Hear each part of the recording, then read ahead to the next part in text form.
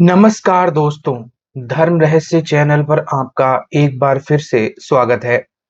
आज हम एक ऐसे अनुभव को लेने जा रहे हैं जो कि तिरिया राज पर आधारित है। आखिर कौन सी ऐसी जगह है और इसका क्या रहस्य है, इस अनुभव पत्र के माध्यम से जानेंगे। तो चलिए शुरू करते हैं। नमस्कार गुरुजी, सबसे पहले मैं आपका धन्यवाद कहूँगा, जो आपने मेरे पत्र को धर्म रहस्य चैनल पे प्रकाशित किया है। और इस बात की मुझे खुशी है कि लोगों के अनुभव के साथ-साथ आप उनके सभी प्रकार के प्रश्नों के जवाब भी देते हैं। गुरुजी, आप धर्म के क्षेत्र में कहानियों के माध्यम से बहुत अच्छा काम कर रहे हैं। आपके जैसा व्यक्ति मिलना इस युग में बहुत ही कठिन है और निस्वार्थ भाव से आप साधना और सनातन धर्म के रहस्यों को उजागर करते रहते हैं। इसके लिए आपका विशेष रूप से धन्यवाद। गुरुजी, मेरे पिताजी के जो दादाजी थे, उनकी यह एक सत्य घटना पर आधारित अनुभव है। कुछ लोग हो सकता है इसे एक मिथक माने या फिर ना भी विश्वास करें, लेकिन क्योंकि हम पीढ़ियों से यह कहानी सुनते आ रहे हैं, इसलिए मेरा मन हुआ कि मैं आपको इस रहस्य के बारे में बताऊं। और आपसे बस इतनी प्रार्थना है कि कृपया मेरा नाम और बाकी चीजें गोपनीय रखें, क्योंकि हमारा उद्देश्य केवल सत्य का उजागर करना है, समाज में प्रदर्शन करना नहीं है। गुरुजी, यह घटना तब की है जब अंग्रेजों का शासन था। उस वक्त मेरे पिता के दादाजी, जो कि मेरे परदादा लगेंगे, वह एक छोटे-मोटे जमींदार थे। व्यापार के सिलसिले में एक बार उनका कामरूप असम जाना तय हुआ था। वह किसी विशेष व्यापार के सिलसिले में वहां पर गए थे। तब क्योंकि यात्राएं बड़ी लंबी होती थीं, इसलिए काफी दिनों बाद ही वापसी होती थी। पता नहीं क्यों दादी को घबराहट हो रही थी, इसलिए उन्होंने उनसे कहा था कि आप कोई रक्षा ताबीज बनवा लीजिएगा, क्योंकि इस बार पता नहीं क्यों मुझे अंदर से घबराहट हो रही है। आज भी स्त्रियों को मन में पहले ही घबराहट हो जाती है, अगर सच में वह स्त्री पतिव्रता है तो उसे अनुभव हो ही जाता है कि उसके पति के ऊपर कोई संकट आ सकता है। और उस वक्त की स्त्रियां तो पराये पुरुषों को देखती तक नहीं थीं, इसलिए उनके अंदर सतीत्व की शक्ति पूरी तरह विद्यमान थी। मेरी दादी के कहने पर परदादा ने कहा, तुम व्यर्थ ही चिंता करती हो। माना कि मुझे बहुत दूर जाना है, लेकिन यह कोई परेशानी वाली बात नहीं है। सभी लोग जाते हैं और व्यापारी अगर दूर की यात्रा नहीं करेगा तो फिर कमाएगा और क्या खाएगा। इसलिए मुझे जाने दो। हाँ, तुम्हारी बात को ध्यान में रखकर अवश्य ही मैं माता के दरबार सबसे पहले जाऊंगा। और उन्होंने घर वालों से रजामंदी लेकर यह यात्रा प्रारंभ की। वह असम में माता कामाख्या के शक्तिपीठ पर जाकर मत्था टेकने वाले थे। वह जब वहां पहुंचे तभी एक स्त्री जो कि काफी वृद्ध थी, उसके शरीर को देखकर ऐसा लगता था कि वह कोई तपस्विनी है, लेकिन उसके सिर के बाल तक बरगद की लटकती हुई जड़ों के समान दिखाई दे रहे थे। उसे देखकर लगता था कि यह केवल तपस्या ही करती है। उसे देखकर मेरे परदादा ने उन्हें नमस्कार किया और उनके चरण छुए। सहज भाव से ही उनके मन में उस स्त्री के प्रति प्रेम और आदर था। माता कहकर उन्हें संबोधित किया। तब उन्होंने कहा कि मुझे भूख लग रही है, क्या मुझे तू भोजन करवा सकता है?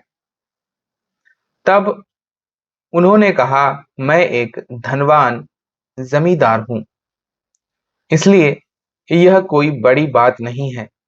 मेरे सेवक आपके लिए अभी भोजन लेकर आ जाएंगे। और परदादा के साथ गए हुए बहुत सारे सेवक उनके लिए विभिन्न प्रकार की भोजन सामग्री लेकर आ गए और उन्होंने 1 मिनट भी नहीं लगाया उससे भोजन को खाने में। और फिर वह कहने लगी कि मुझे अभी तृप्ति नहीं मिली है, क्या मुझे और भोजन तू करवा सकता है? मेरे परदादा चतुर थे। एक बात वह तुरंत समझ गए, यह कोई साधारण स्त्री नहीं है। तो उन्होंने तुरंत ही उनके पैर पकड़े और कहा, माता, मेरी सामर्थ्य क्या मैं आपको भोजन करवा पाऊं। आप बस उतना ही ग्रहण कीजिए ताकि मुझे भी संतुष्टि हो और आपके शरीर को भी तृप्ति प्राप्त हो। तब उन्होंने कहा, तेरे पास जो एक फल रखा है उस फल को मुझे दे। और तब उन्होंने वह फल निकालकर उन देवी को अर्पित किया।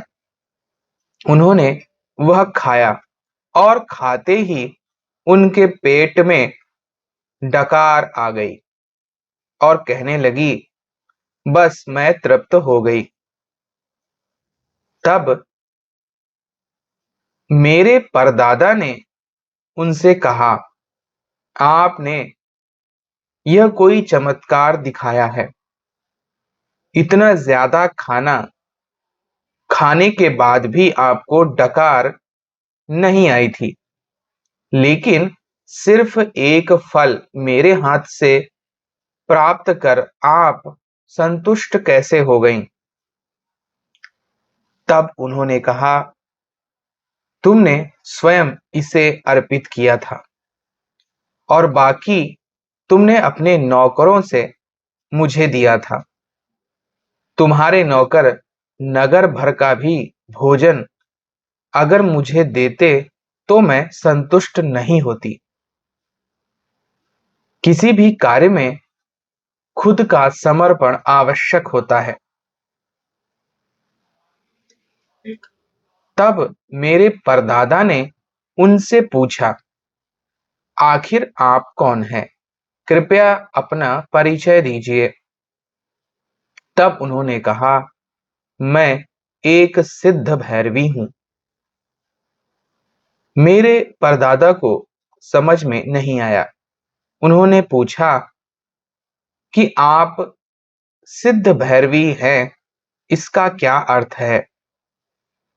तब उन्होंने कहा, मैंने कठोर तपस्या से पहले योगिनी पद हासिल किया। अब मैंने भैरवी पद हासिल कर लिया है और मैं बहुत अधिक सिद्धिवान हूँ। और क्योंकि तूने मुझे भोजन करवाया है, इसलिए मैं तेरी सदैव रक्षा अवश्य करूंगी। मैंने तेरा चेहरा देखकर एक रहस्य जान लिया है, लेकिन प्रारब्ध में हस्तक्षेप मैं नहीं कर सकती। किंतु कभी भी अगर तुझे मेरी आवश्यकता पड़ी तो मैं तुझे एक मंत्र देती हूँ, इसे पढ़ लेना। तब मैं तेरी सहायता के लिए तुरंत वहां पर आ जाऊंगी। तब उन्होंने उनके कान में एक मंत्र बोला और उन्होंने वह छोटा सा मंत्र याद कर लिया। फिर वह कहने लगी, तेरी आगे की परीक्षा कठिन होने वाली है। सावधान रहना मेरे बच्चे। और फिर वह वहां से चली गई। तभी एक व्यक्ति वहां पर घूमता हुआ आया और उसने